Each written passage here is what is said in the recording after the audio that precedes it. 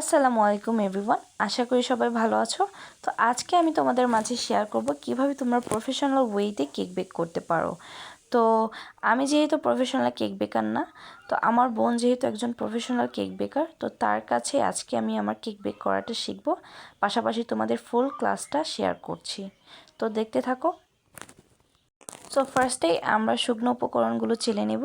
তো আমি যেহেতু এখানে 4টা ডিমের কেক বানাবো, অর্থাৎ দুই পাউন্ডের, তো এখানে আমি হাফ কাপ করে 1 কাপ ময়দা নিয়েছি আর 2 টেবিল স্পুন কর্নফ্লাওয়ার দিয়ে দিচ্ছি। এটা যেহেতু হাফ টিস্পুন, তো আমি 4বার নিয়েছি। আর এখন হাফ টিস্পুন করে আমি 2বার 1 টিস্পুন বেকিং পাউডার দিয়ে দিচ্ছি। তো শুকনো উপকরণগুলো ভালোভাবে চেলে নিচ্ছি, একদম খুব সুন্দর করে চেলে নিতে হবে আর দানাদারগুলো ফেলে দিতে হবে। তো এখানে আমি বোলের মধ্যে 4টা ডিম নিয়েছি। ডিমগুলো অবশ্যই রুম টেম্পারেচারে থাকতে হবে। আর 4টা ডিমের জন্য আমি এখানে 1 কাপ পরিমাণ চিনি দিয়ে দিচ্ছি।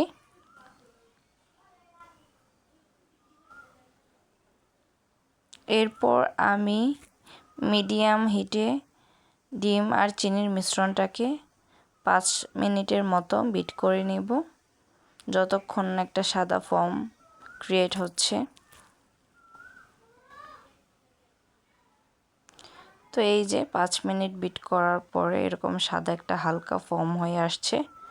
এরপর আমি স্পিডটা একদম হাই করে দেব, হাই হিটে বিট করতে থাকবো যতক্ষণ না চিনি আর ডিমের মিশ্রণটা একদম গলে যাচ্ছে।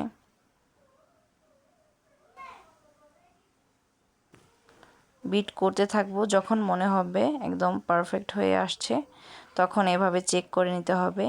এই মিশ্রণটা দিয়ে 8 লিখবো।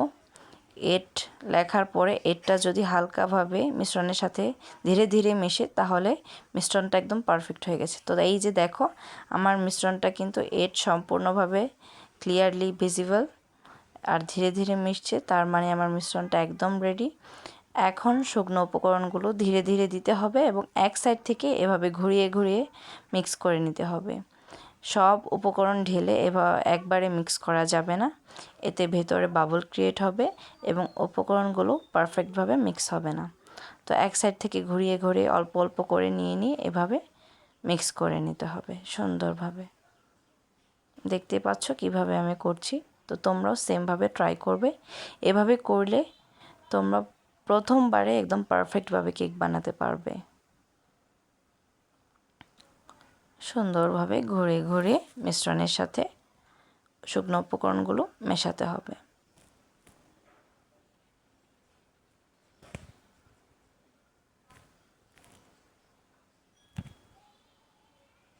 এখন আমার মিক্স করা প্রায় শেষ। এখন আমি অল্প একটু তেল দিব, তোমরা তোমাদের পরিমাণ মতো দিতে পারো। আমি 1 টেবিল স্পুনের মতো দিয়েছি।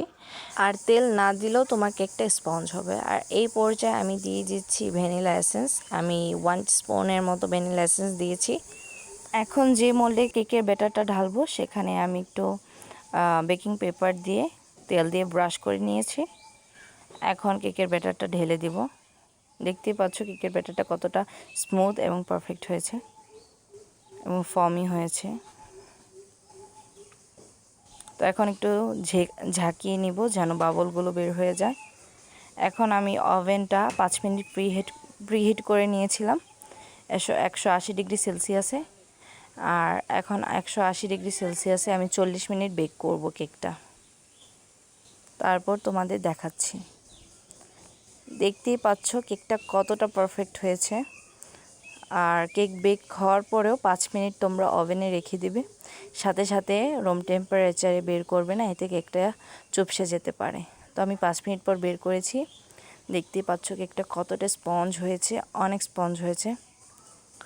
তো এখন কেকটা ঠান্ডা হওয়ার জন্য রেখে দিয়েছি সাইডে। কেকটা ঠান্ডা হতে হতে আমি আমার ক্রিমটা রেডি করে নিচ্ছি। তো এখানে আমি ট্রপিক্যাল হুইপড ক্রিমটা ইউজ করেছি। আর এইটা যেহেতু ফ্রোজেন রাখতে হয় ডিপ ফ্রিজে, তো ব্যবহারের আধা ঘন্টা আগে তোমরা বের করে রাখবে, যেন একদম নর্মাল টেম্পারেচারও না হয় আবার একদম বরফও না থাকে। মাঝামাঝি পর্যায়ে তোমরা ক্রিমটা বের করে এইভাবে ক্রিম রেডি করে নেবে। তো আমি এই যে বিট করতে করতে আমার ক্রিম প্রায় দেখো আমার বিটার থেকে ক্রিম একদমই পড়ছে না, তার মানে আমার ক্রিমটা রেডি হয়ে গিয়েছে। আর এই যে তোমাদের স্পেচুলা থেকেও দেখাচ্ছি, দেখো ক্রিমটা একদমই সেট হয়ে গেছে, ক্রিমটা একদমই পড়ছে না, নরম নেই, একদম পারফেক্ট হয়ে গেছে। তো এই পর্যায়ে তোমরা ক্রিমটা বিট করে নেবে। আর আমি কেকের জন্য যে সিরাপটা ইউজ করব, আমি শুধু সুগার ইউজ করিনি, আমি এখানে গুঁড়ো দুধ দিয়েছি, চিনি দিয়েছি এবং পানি দিয়ে ভালোভাবে একটা সিরাপ বানিয়ে নিয়েছি। এই সিরাপটাই কেকের টেস্ট দ্বিগুণ বাড়িয়ে দিবে। তোমরা এভাবে ট্রাই করে দেখতে পারো, শুধু সুগার সিরাপ না দিয়ে বা মিল্ক রেডি করে নিতে পারো, খুবই টেস্টি হয় কেক। তো এখন আমি ক্রিম পাইপিং ব্যাগে ভরে নিলাম এবং বোর্ডের মধ্যে হালকা ক্রিম লাগিয়ে কেকটা সেট করার জন্য মাখিয়ে নিচ্ছি। ডেকোরেশনটা আমি নিজেই করছি, আমার বোন আমাকে শুধু দেখিয়ে দিচ্ছিল, ফার্স্ট টাইম করছি, তোমরা অবশ্যই জানাবে কেমন করছি। তো এই যে সিরাপটা আমি কেকের মধ্যে খুব ভালোভাবে দিয়ে নিব যেন কোনো জায়গা খালি না থাকে। সিরাপটা দেওয়াতে কেকটা একদমই স্পঞ্জ থাকবে, সফট থাকবে এবং খেতে খুবই টেস্টি হবে। তো এই যে ক্রিম আমি দিয়ে নিচ্ছি, পাইপিং ব্যাগে ভরে নিয়েছি। তো আমি এখন রাউন্ড করে করে ক্রিমগুলো দিয়ে নিব লেয়ারিং করার জন্য। তো আমার বোন দেখিয়ে দিচ্ছিল, আমার যতটুকু সম্ভব হয়েছে আমি আমার ট্রাই করেছি।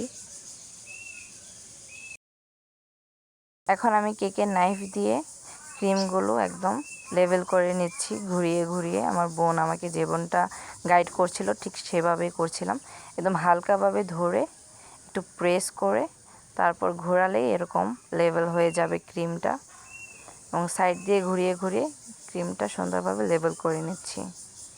তো এখন আমি যেহেতু 2 লেয়ারে কেকটা কেটেছি, আমি চাইলে 3 লেয়ারও করতে পারতাম, বাট আমি 2 লেয়ারেই করেছি। এখন আরেকটা লেয়ার বসিয়ে আমি সেমভাবে এই দুধ আর চিনির সিরাপটা সুন্দরভাবে দিয়ে নিচ্ছি। এখন আবারও সাইড দিয়ে রাউন্ড করে করে এভাবে ক্রিমের লেয়ার দিয়ে দিচ্ছি।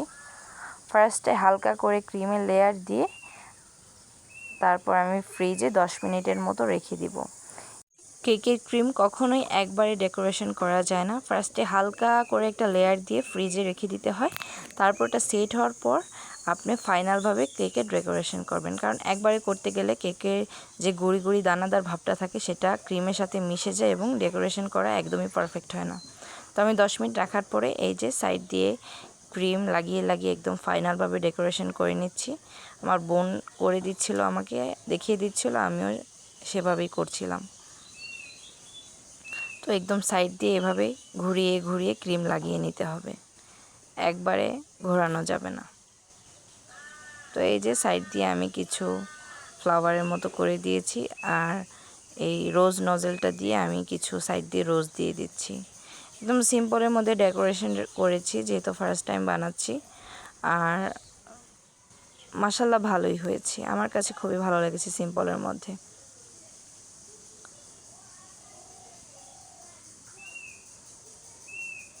তো এই যে কেক প্রায় হয়ে এসেছে, এখন সুগার বল দিয়ে আমি গোল্ডেন এবং সিলভার কালারের সুগার বল দিয়ে একটু ডেকোরেশন করে নিচ্ছি, এতে কেকের লুকটা একদমই চেঞ্জ হয়ে যায়।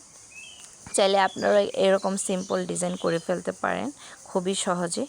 আমি যেভাবে আজকে কেক বানালাম এভাবে কেক বানালে আপনারা ইনশাল্লাহ প্রথম ট্রাইতেই খুবই ভালো এবং প্রফেশনালভাবে কেক বানানো শিখিয়ে নিতে পারবেন। তো এভাবে আপনারা অবশ্যই ট্রাই করবেন, এবং ভিডিওটি যদি আপনাদের ভালো লেগে থাকে অবশ্যই আমার চ্যানেলটা সাবস্ক্রাইব করে দিবেন। তো এই যে আমার আরেকটু কিছু ক্রিম ছিল, তো এই ক্রিম দিয়ে আমি একটু পাতা দিয়ে দিচ্ছি, মনে হলো যে পাতাগুলো দিলে ক্রিমটা একটু সুন্দর হবে দেখতে।